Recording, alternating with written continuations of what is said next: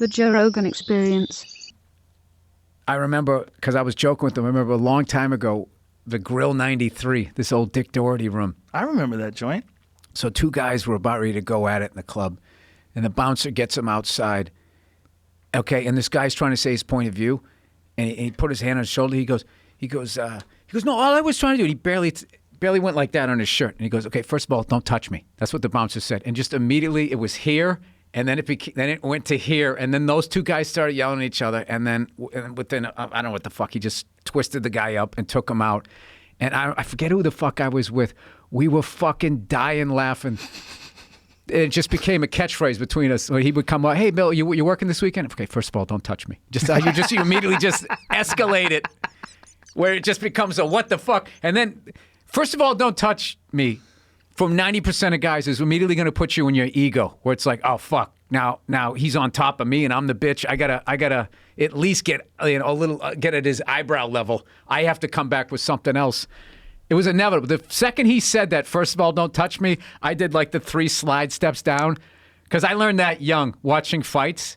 You know, you don't want to have a really good seat, because it's like a tornado. You don't know where it's going to go, and you think you're like 20 feet away.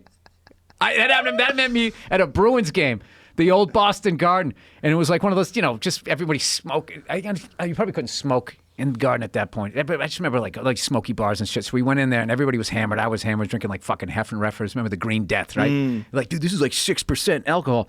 So some like one of those 2 rows of fans fighting, which is always great, because like the people that are a row up are just throwing down. These guys getting fucking pounded. There's always a loafer laying there, right? Mike Milbury picking it up. So I remember the cops ran up there, and I ran up too to watch the fight, and they started grabbing guys and coming down the stairs, and it was the Boston Garden, and there was nowhere to go. And I just remember this big cop bounding down the stairs. He literally had a handful of this guy's neck. It was like his whole neck and his jugular, and this guy was two colors. I just remember he was going, try to push me down the stairs, and he came down like...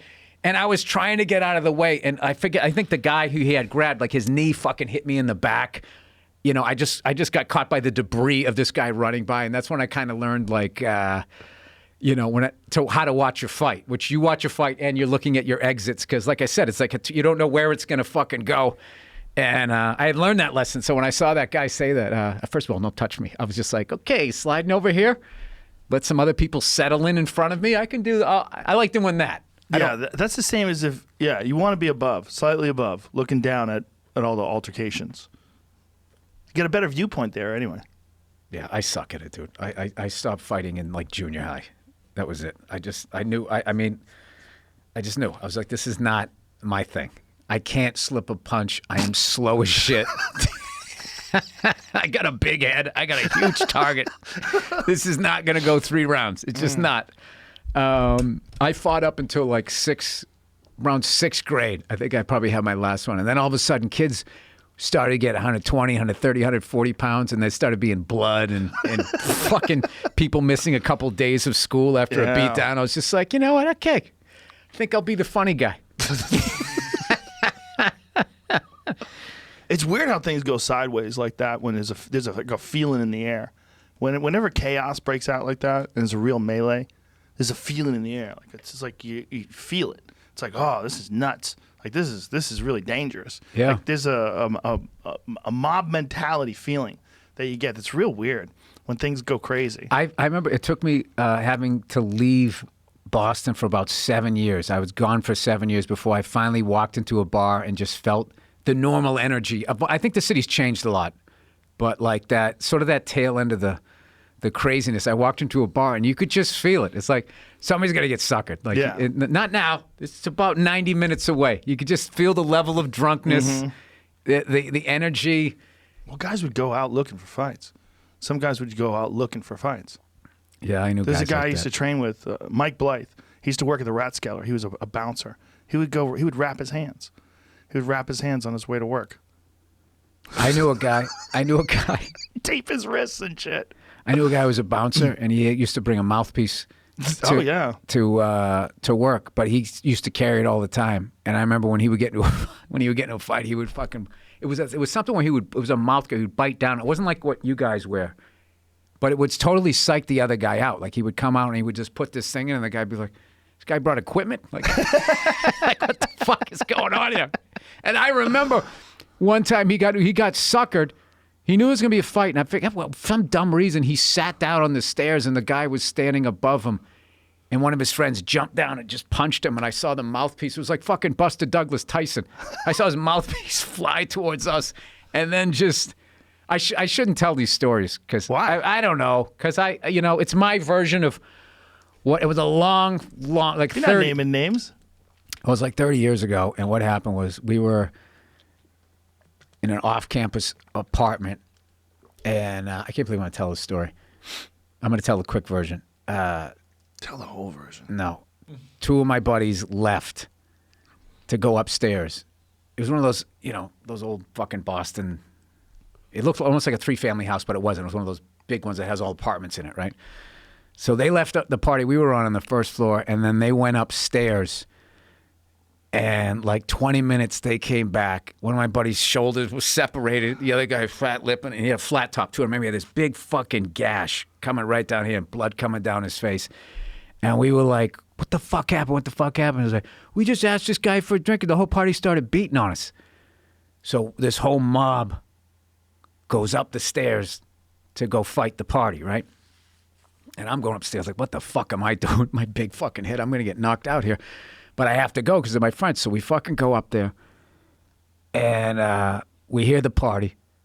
So my buddy, the mouthpiece guy, like the most innocent void ever, knocks on the door. He goes, "Hey." He's like, "Is there a party going on in there?" Right? And the fucking door opens up, and it was like a fucking Wild West movie. Like a saloon fight. Just fucking haymakers.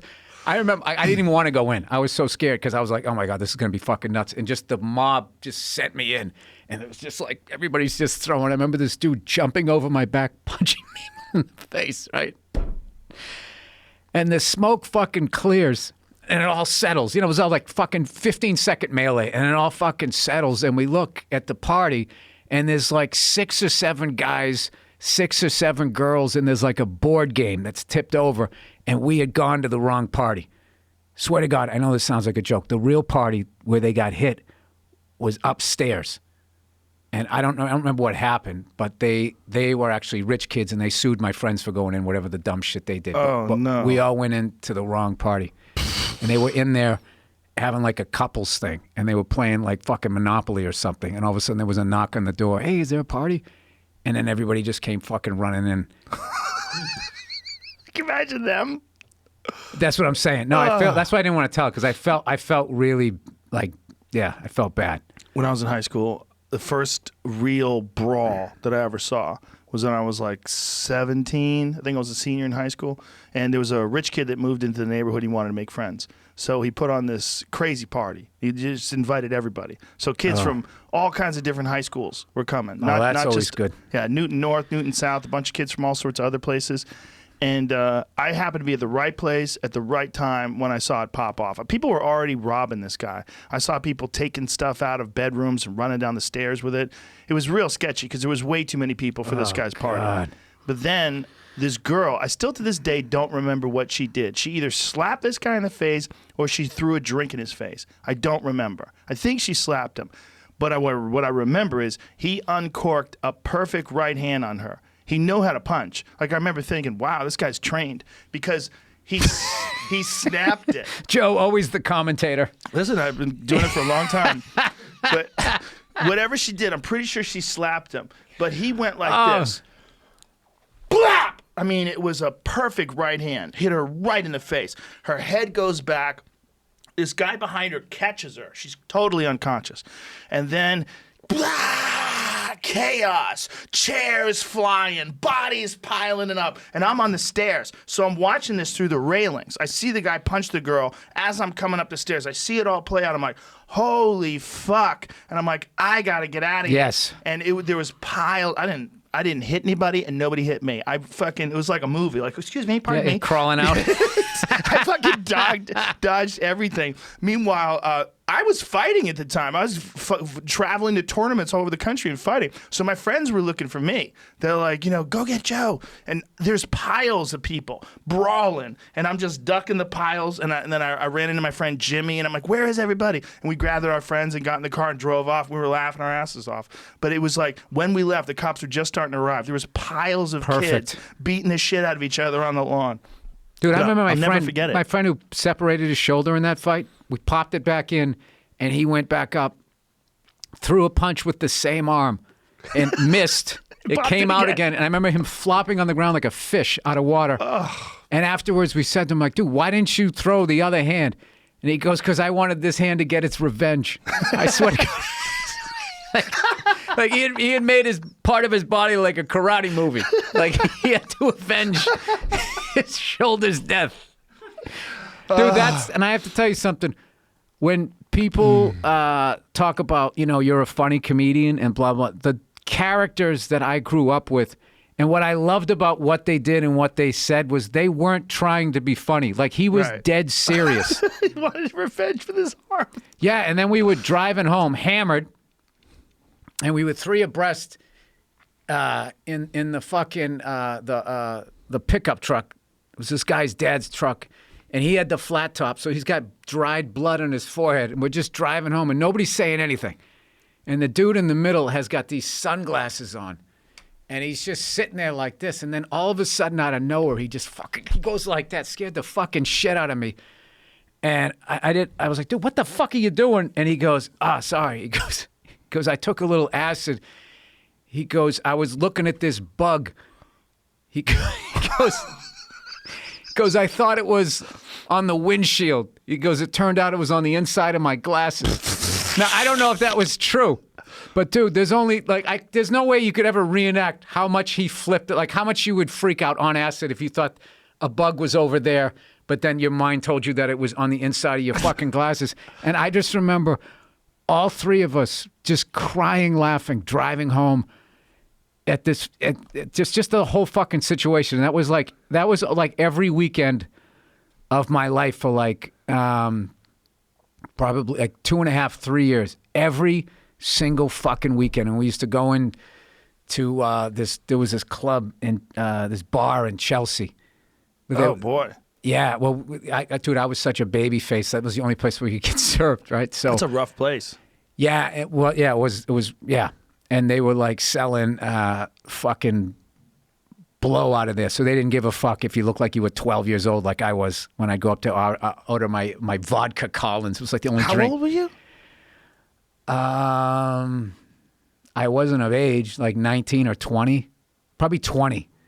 And I would go in there. And I just remember one time standing outside that bar and there was this fucking dude who looked like Rob Halford from fucking Judas Priest, just fucking totally gacked out of his fucking mind, standing in front of his motorcycle.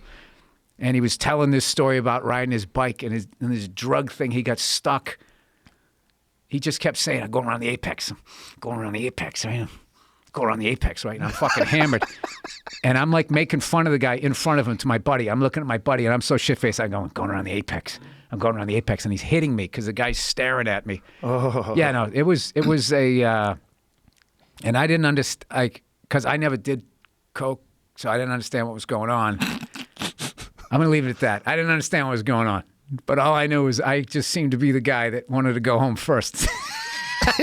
I'll leave it at that. That was a fucking dangerous place. Boston was dangerous. No, this is when I figured out what the fuck was going on. Was one time I went into the bathroom by myself to take a leak. And it was one of those things you walk in, there was a sink, there was a stand-up urinal, and then there was a stall, which just had one toilet. And I walked in and there was two fucking guys in there. And I was like, what the fuck are those guys doing? Right? So my dick's already out and I'm taking a piss. And they opened, like the thing, because it didn't have a latch, opened up and they had they were doing blow. And I was taking a piss because it was weird. It was two guys in there and I kind of glanced over as I'm already pissing. I look over and this guy's all fucking hammered, like a little werewolf. He's like, what the fuck are you looking at? And I was just like, pee. Didn't wash my hands after that one. No, there was a lot. I don't know why. Because a lot of like easy targets really got hit, and I was beyond an easy target. And somehow I just never, I never asked. Yeah, I did, because I would have got really. I was not as tough as my friends were. My friends were fucking lunatics, But my grade was cool, but like the grade above me and grade below me, they were like some fucking. They were crazy. But I crazy talked kids. to friends that grew up in other places. They would say they didn't have the same amount of fight stories. I think Boston is a particularly fighty place. Fighty. You know what I'm saying? I don't know what. Yeah, there was something going on, but I mean, I think a lot of those east, like New York and fuck, this thing's going out. A lot of those, like I find the people in like New England, Long Island, tri-state area, it's all sort of the same. Savages. Savage children of immigrants. That's what it is. Yeah, but you go out to the Midwest, and that's like German, a lot of Slavic people, Polish people. So, I mean, that's, I don't know what, I think they just had more space out there. So it wasn't as intense. You weren't so like packed in. You're in a cornfield. There's something about Boston, though, in particular. I think even more so than New York. Boston was just a lot of fights, man. My boxing coach got his finger bitten off on a fight. He was on PCP. This guy bit his finger off, and he had his toe removed and replaced his finger with a toe. Did I tell you this? No, I remember that was the move back then. So he had it curved permanently so that he could still throw right hooks. So his when you would shake his hand, he would always give you one of these. He was like, yeah, hey, I knew a guy from Boston too. He had this weird looking nose, and some guy had bit it off and had it reattached. This guy's lost ears. Dude, that's why I'm saying why, right around 6th grade, I was just like, yeah, this is like becoming blood sport. Like, I think I'm going to try to be funny here. But yeah, there was a lot of, there was also a lot of, the sports scene back in Boston is just, hockey was insane.